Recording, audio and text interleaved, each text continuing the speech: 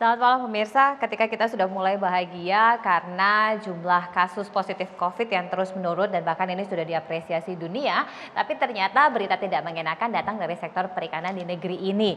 Setelah kemudian mulai berlaku per 18 September 2021, PP nomor 85 tahun 2021 tentang jenis dan tarif atas penerimaan negara bukan pajak yang berlaku pada Kementerian Kelautan dan Perikanan ini justru malah membuat para nelayan deg-deser dan juga mulai mikir-mikir habis ini gue mau apa lagi, kira-kira seperti itu mungkin yang dipikirkan oleh para nelayan, sehingga pilihan mereka adalah berdemo untuk bisa menyuarakan apa yang menjadi keluh kesahnya di tengah pandemi yang semakin menyulitkan mereka untuk bisa menyambung hidup. Untuk itulah pada malam hari ini Indonesia Business Forum mengangkat tema mengenai pungutan negara naik, nelayan protes.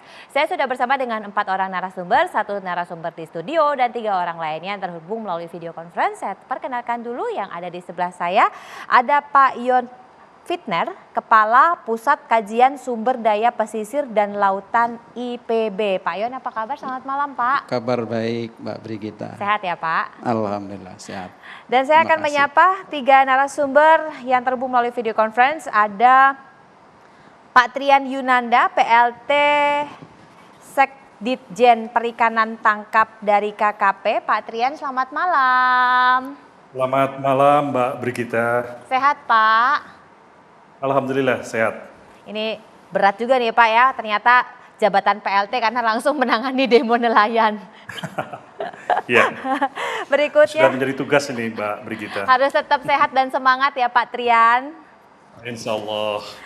Saya sapa Wakil Ketua Komisi 4 DPR RI, ada Pak Daniel Johan. Pak Daniel, selamat malam. Assalamualaikum Mbak. Waalaikumsalam. Ini mungkin karena Komisi 4 jadi backgroundnya ilalang-ilalang gitu ya Pak ya? Iya. Dan ada Pak Riswanto, nelayan. Pak Riswanto, selamat malam.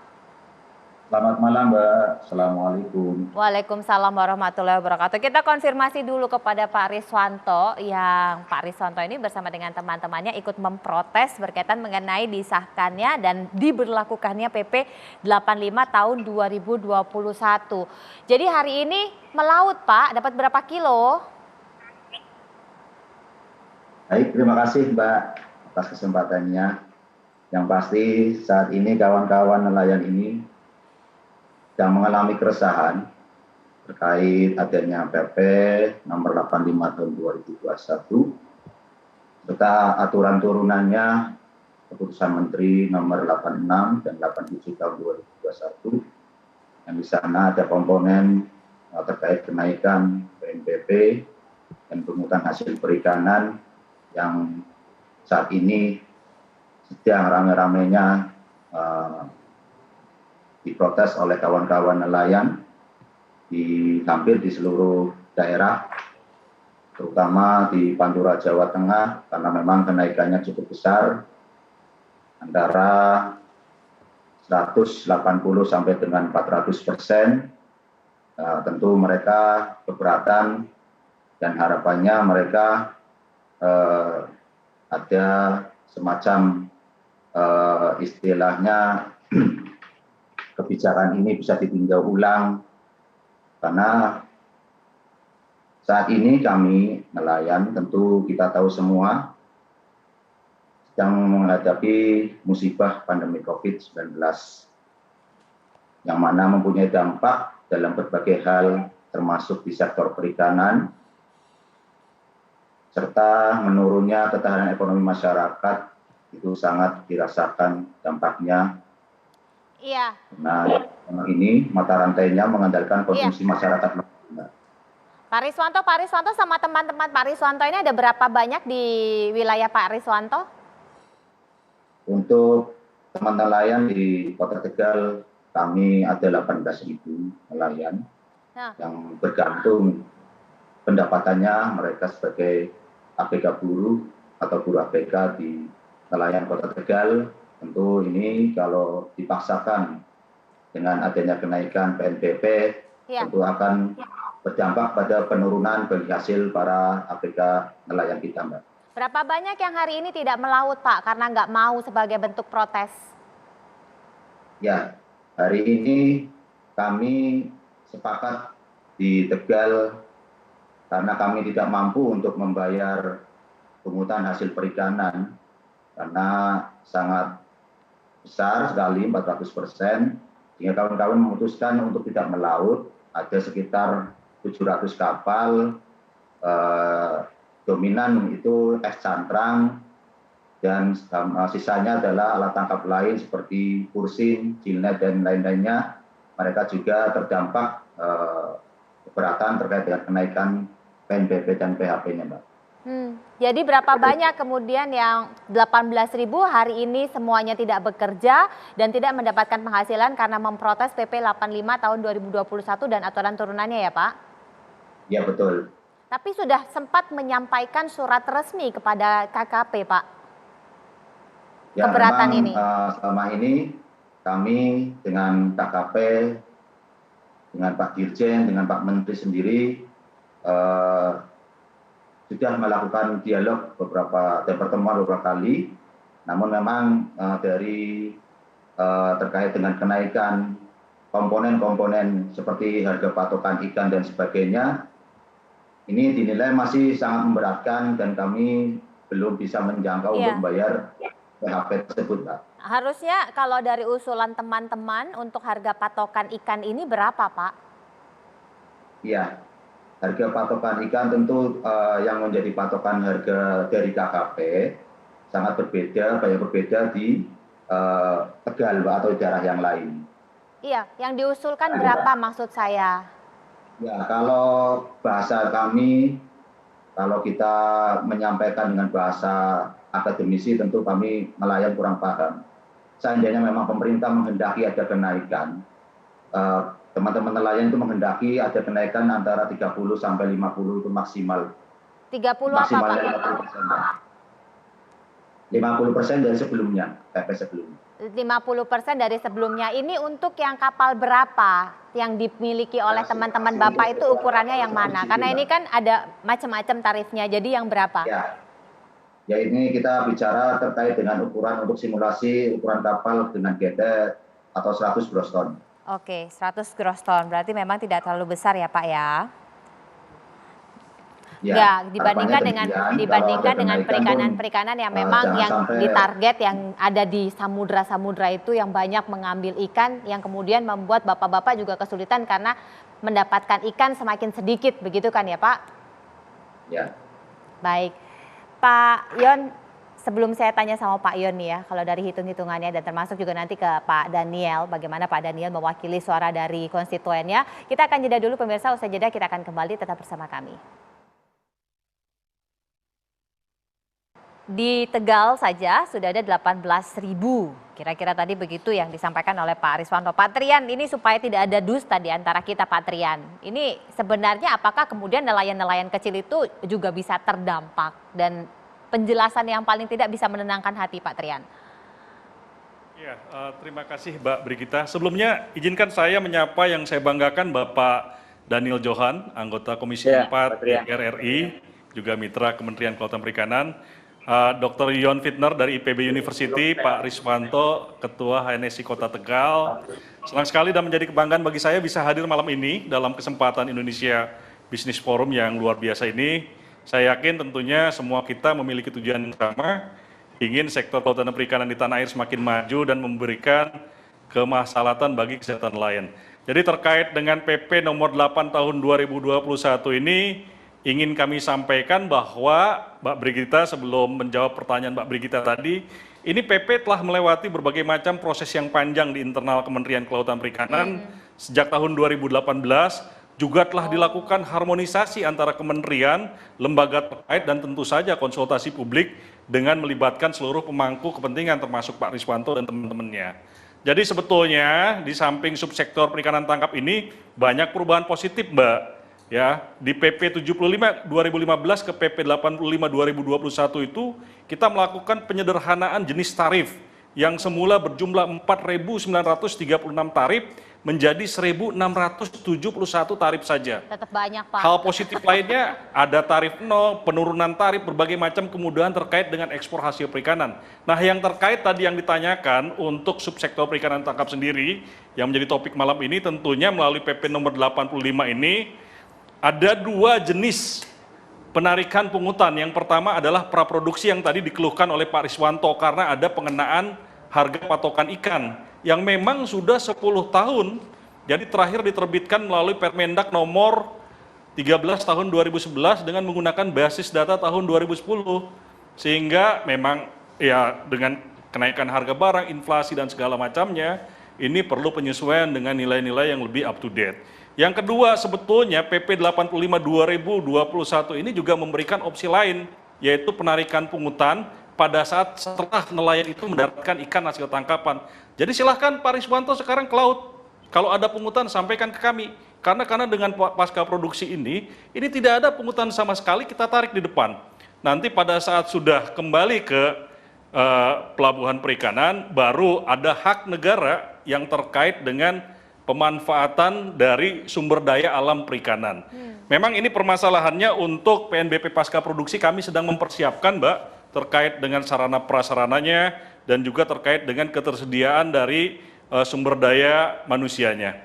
Jadi dengan sebetulnya kita merubah nanti per tanggal 1 Januari 2023 semua sistem sudah berubah menjadi pasca produksi sebagaimana ketentuan di dalam PP 85 ini. Ini sebetulnya sudah lama didiskusikan oleh para ahli dan masyarakat perikanan karena diyakini mengubah manajemen perikanan yang fundamental.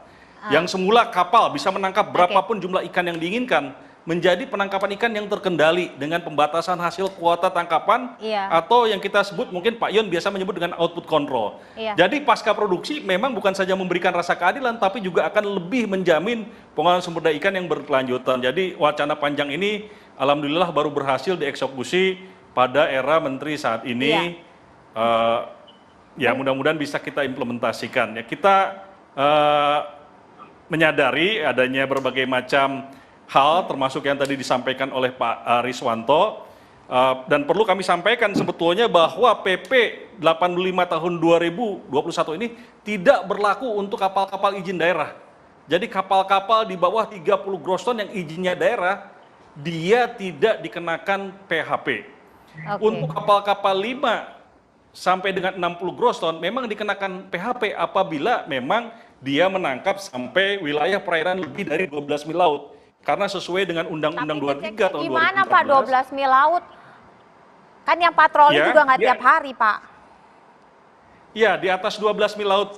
Ya, jadi teman-teman ini biasanya Pak Riswanto dan teman-teman ini GPS itu sudah hal yang biasa sekarang, Mbak. Jadi sudah tahu wilayahnya itu apakah sudah melebihi wilayah 12 nautical mil laut dari wilayah garis pantai atau tidak. Pertanyaannya, Pak Riswanto, bentar Pak. Pak Riswanto nggak pernah diajak ngobrol Pak tentang harmonisasi ini Pak. Karena kan nominalnya kalau dari yang dimintakan 50% ke 150 sampai 400 itu kan jauh gapnya. Pak Riswanto nggak pernah diajak ngomong Pak?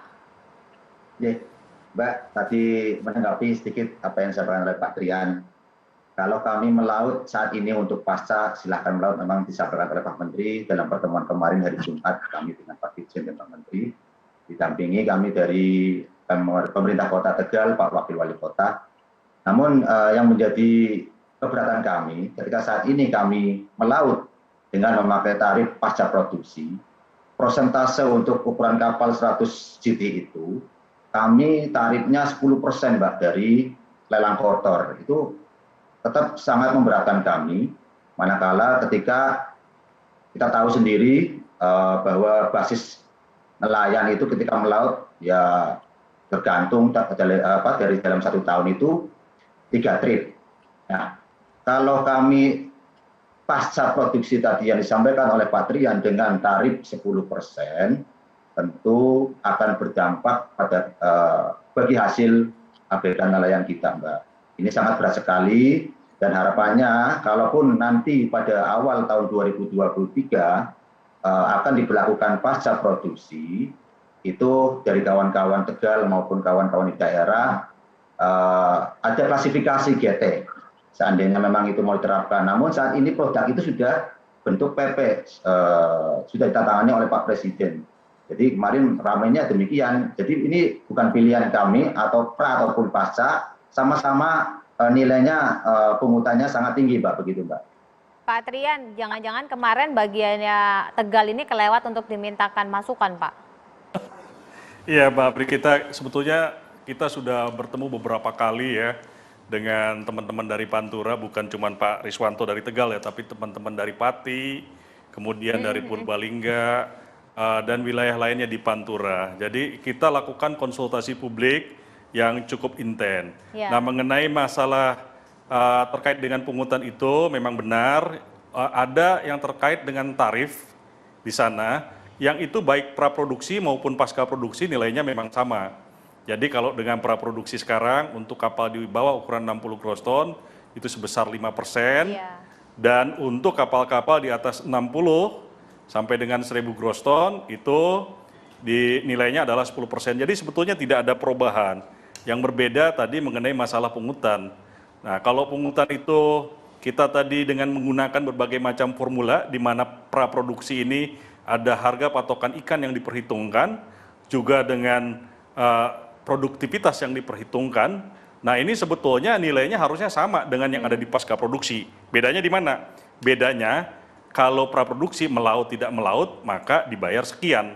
Nah, pasca produksi tidak melaut tidak dibayar. Inilah yang dikatakan memberikan rasa keadilan. Jadi hitungannya harusnya sama, Mbak. Oke. Jadi tergantung seberapa banyak kemudian yang didapat. Nah, bagaimana kemudian curhatan dari konstituennya Pak Daniel, termasuk juga Pak Yon, catatannya dari kenaikan 150 sampai 400 ini, sebenarnya nelayan masih untung nggak sih? Sebenarnya nelayan masih bisa hidup nggak sih? Tapi sesaat lagi ya pemirsa, usai jeda. Sebelum kita lanjutkan untuk bisa mengulik lebih jauh lagi bagaimana kemudian konstituen dari Pak Daniel, termasuk juga hasil serapan aspirasi dari masyarakat berkaitan mengenai masukan-masukan penerapan dari PP 85 2021 ini, saya sampaikan terlebih dahulu. Ini ada kabar dari dunia ekonomi di sepanjang hari ini. Yang pertama berkaitan mengenai wisatawan asing ini yang sudah mulai diperbolehkan untuk kembali datang ke Bali. Nah, setelah ditutup akibat pandemi COVID-19, mulai besok wisatawan asing boleh kembali datang ke Bali. Pihak Angkasa Pura I I Gusti Ngurah Rai Bali menyatakan kesiapannya untuk menerima kedatangan wisatawan asing. Berbagai sarana sudah disiapkan termasuk lokasi tes PCR bagi para wisatawan. Ketika dibuka, sedikitnya ada 100 petugas dari berbagai instansi akan disiagakan. Dan para wisatawan yang datang ke Bali harus menjalankan karantina di 36 hotel yang telah disediakan di Nusa Dua, Sanur, dan juga Ubud.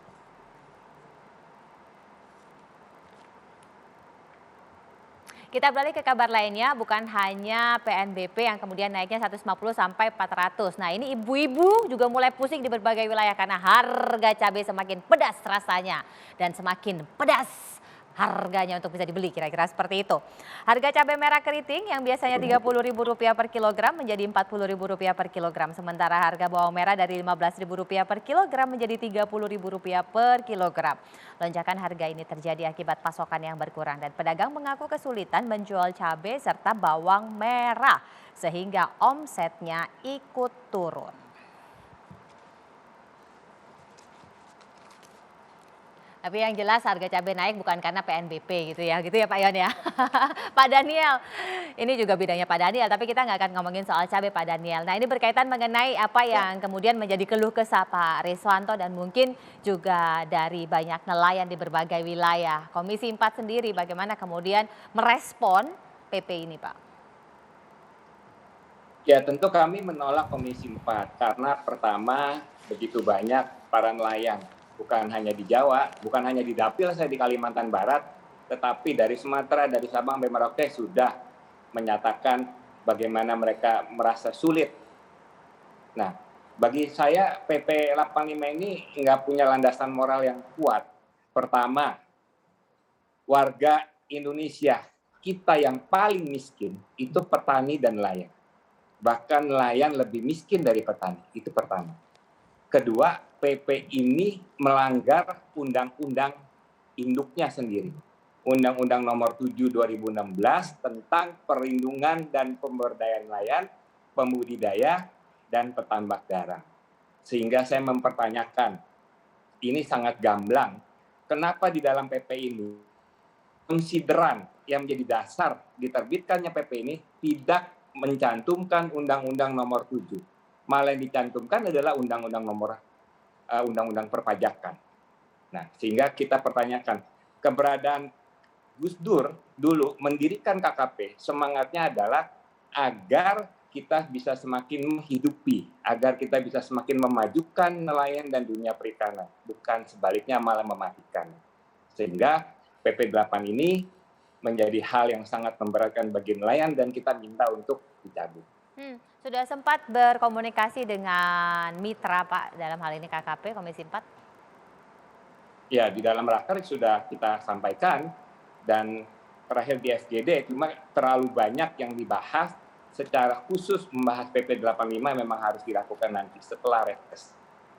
Baik, kita tentunya menantikan begitu ya supaya senyumnya Pak Riswanto juga nggak kayak tadi waktu saya sapa agak kecut gimana gitu. Pak Yon, ini apa yang kemudian menjadi keluh kesah nelayan ya di saat kondisi seperti ini tadi disampaikan kenapa naiknya harus begitu banyak. Nah, kalau dari catatan hitung-hitungan Pak Yon nih sebagai akademisi, kenaikan itu masih bisa untung nggak sih mereka? Ya, terima kasih Mbak Bigita. Jadi nelayan itu punya karakter yang berbeda dengan formulasi yang dibuat ya. Tapi satu sisi saya melihat banyak pelajaran di sini. Yang pertama memang KKP itu perlu instrumen, itu satu. Perlu instrumen untuk memastikan bahwa sektor perikanan itu punya instrumen untuk memastikan ada kontribusi dia. Iya, karena baru 600 loh. Ya, betul. Dengan data di awal tadi kan.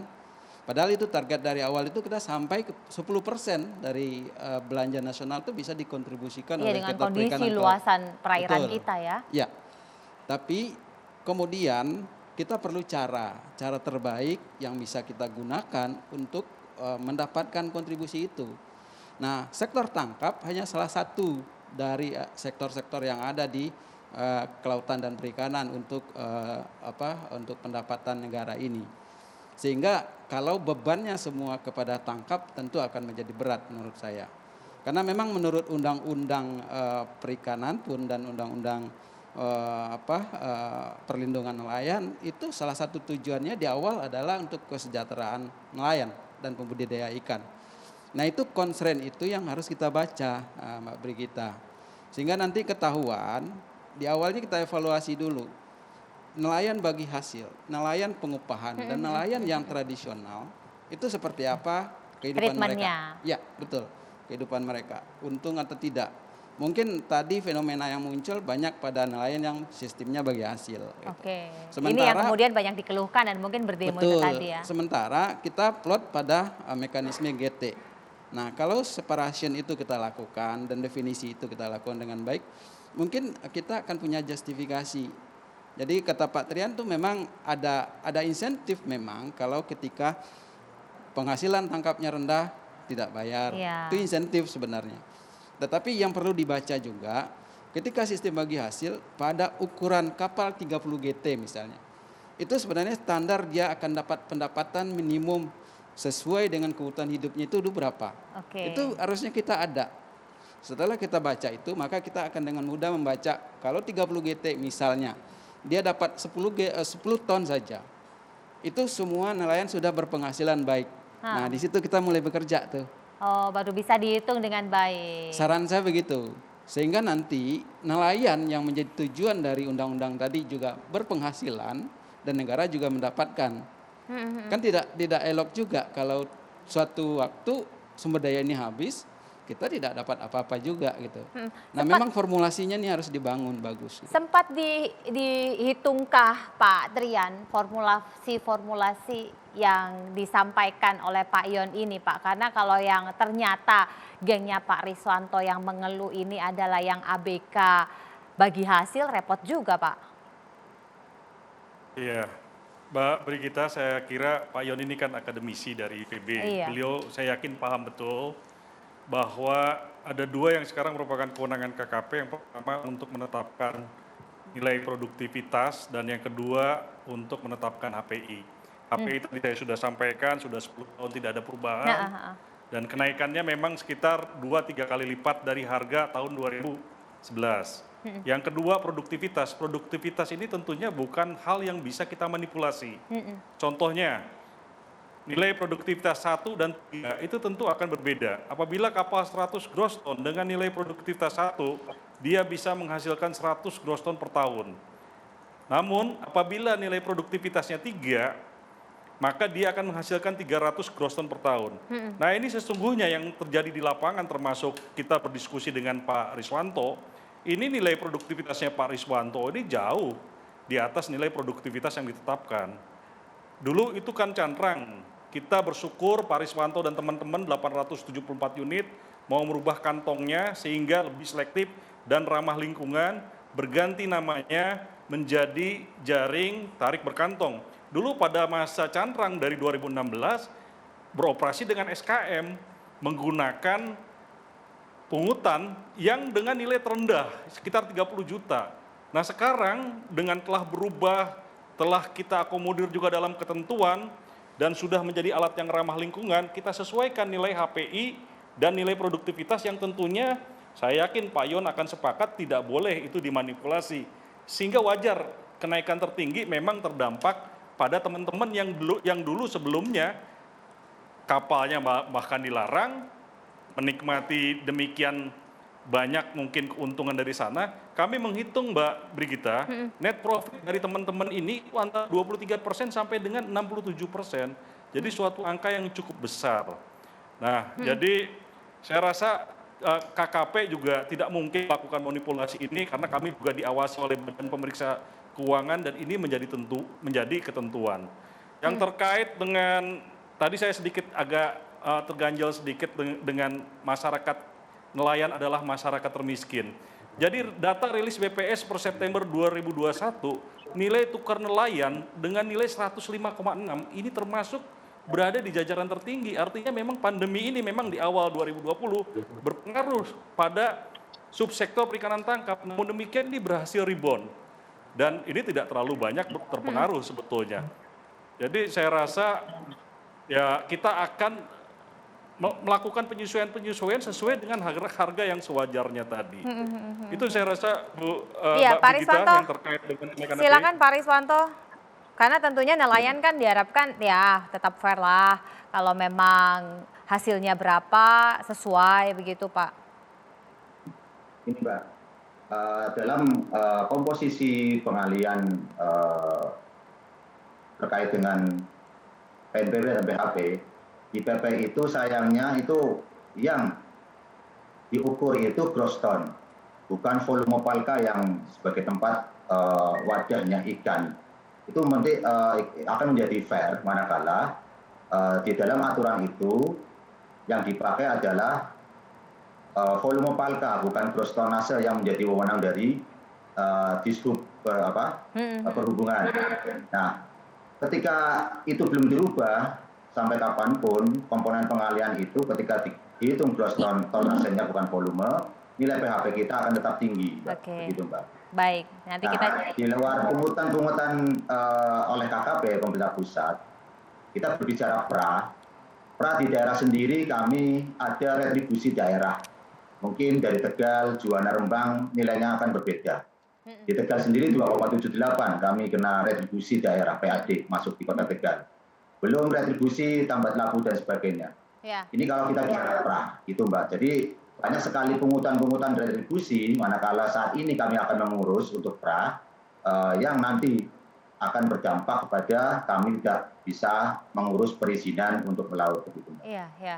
Jadi memang kalau dari KKP sesuai dengan PP dan Kepmen, tapi di daerah pasti per daerah ada hitung-hitungannya sendiri yang kita sendiri juga kalau neliti satu-satu per wilayah agak repot juga ya Pak Yon ya. Nanti bagaimana tanggapan Pak Daniel dan juga Pak Yon sesaat lagi kita lanjutkan, jadi tetap bersama kami.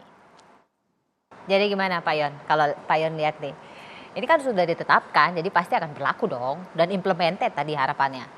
Ya, harusnya kita tetap mendengarkan aspirasi dari nelayan ya, karena dia adalah subjek yang akan terkena dari kebijakan ini. Nah, saya berharap sebenarnya proses ini dilakukan secara iteratif, bertahap. ya. Oke. Bertahap. Apakah tahap, mohon maaf ya, mungkin kalau dalam peningkatan dari 1% menjadi 5%, itu kenaikannya 500% kalau di persentase.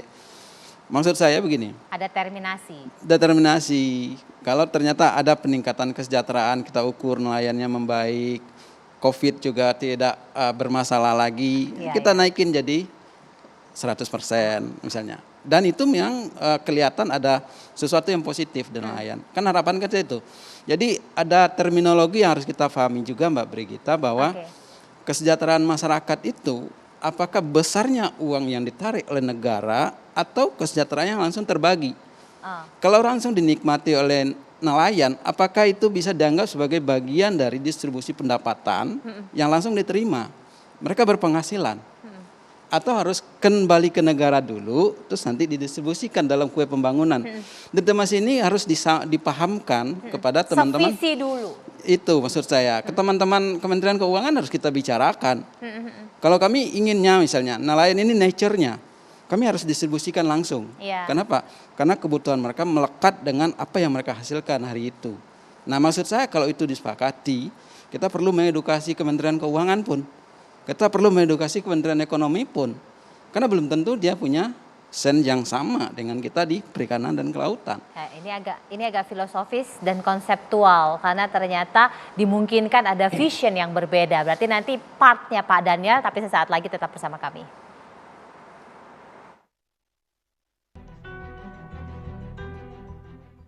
Enggak setuju sekali Pak. Alasannya keberatan Pak, nanti belum perbekalannya apanya itu sudah puluhan juta itu Pak. Dengan penghasilannya sekarang itu agak kurang Pak. Maunya harapnya biasa saja Pak, seperti yang dahulu.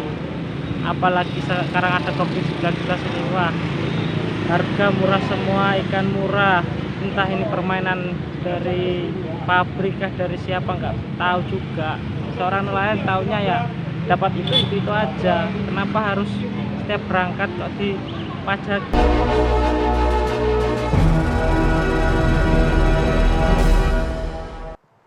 Silakan Pak Daniel, kalau dari Komisi 4 karena bolanya ini saya berikan pada Komisi 4. Ya, makasih Mbak Gita. Ya, pertama simpel aja, kita minta agar KKP atau pemerintah tidak menganaktirikan para nelayan. Kenapa menganaktirikan? Yang pertama adalah, saya nyari-nyari ya, ada gak di dunia ini pemerintahan yang menaikkan pajak meskipun namanya PNBP 2 kali yang nilainya itu sampai dengan 2.220%. Artinya kenaikannya itu sampai 20 kali lebih tinggi dari awal. Ya. Untuk 5 sampai 60 GT ya dari Undang PP nomor 19 lalu PP nomor 75 2015 lalu sampai 2001 itu naiknya 1.110%. Untuk kapal yang 60 sampai 200 gross ton maupun yang di atas 200 gross ton itu naiknya sampai 2.220. Saya melihat nggak ada satu pemerintahan pun.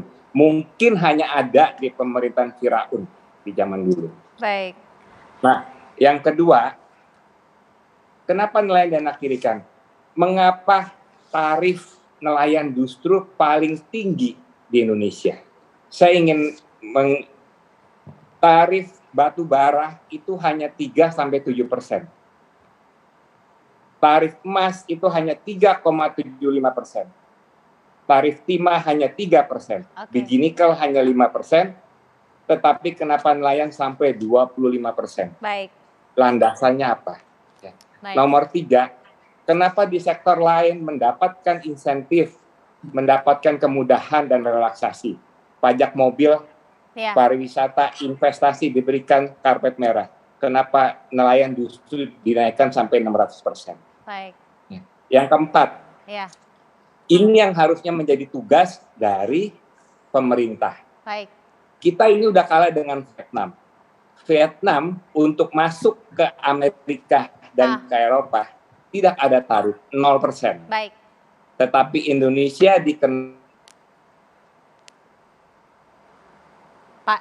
Pak Daniel, terputus. Baik, Pak Trian, Pak Riswanto, saya minta satu kalimat closing statement dari Bapak-Bapak. Silakan Pak Riswanto terlebih dahulu. Ya, intinya apa yang menjadi polemik Langsung teman-teman saja Pak nelayan Riswanto, di apa yang diharapkan? Ya, harapannya PP 85 kami dari teman nelayan mohon pada pemerintah, Pak Presiden agar mendengarkan untuk Baik. mengevaluasi bahwasanya Ya. PP yang sudah ditandatangani, fakta di lapangan kami tidak bisa atau sanggup untuk membayar pungutan hasil perikanan untuk melaut. Jadi Baik. kami harapannya setelah ini menunggu ada semacam diskresi kami untuk bisa beroperasi melaut agar Baik. kondusivitas nelayan di daerah tetap terjaga, teman-teman nelayan bisa bekerja sesuai dengan apa yang Baik. menjadi pekerjaannya. Baik, terima kasih Pak Trian. Singkat saja, silakan Pak Trian. Ya, selain HPI dan produktivitas ini ada tarif yang juga merupakan variabel dari pungutan, dan itu sepenuhnya bukan merupakan kewenangan KKP, tapi juga ada di Kementerian Keuangan. Itu yang pertama. Nilai pungutan PNBP dari sektor kelautan perikanan yang sebesar 0,18% tentunya belum sepadan dengan potensi yang 12,54 juta ton dengan angka 224 triliun. Ini harus kita tingkatkan, Mbak. Dan yang terakhir tentunya kita juga berharap apabila ada masukan terkait dengan HPI, produktivitas, KKP sangat terbuka. Kami harapkan Pak Riswanto dan seluruh teman-temannya bisa menyiapkan data-data seperti faktur penjualan agar usulannya menjadi valid dan dapat dipertanggungjawabkan tentunya untuk penjemuran-penjemuran ke depan. Baik. Saya rasa demikian Mbak Brigita, terima kasih. Terima kasih Pak Trian Yunanda, PLT Sekdijen Perikanan Tangkap KKP, Pak Daniel Johan, Wakil Ketua Komisi 4 DPR RI, Pak Yon Fitra dan juga Pak Riswanto. Mudah-mudahan saja ada jalan tengah dan paling tidak ada masukan yang nanti bisa memberikan perbaikan terhadap PP yang baru saja disahkan ini tentunya bagi kesejahteraan nelayan kita. Saya Brigita Mandora, selamat malam, sampai jumpa.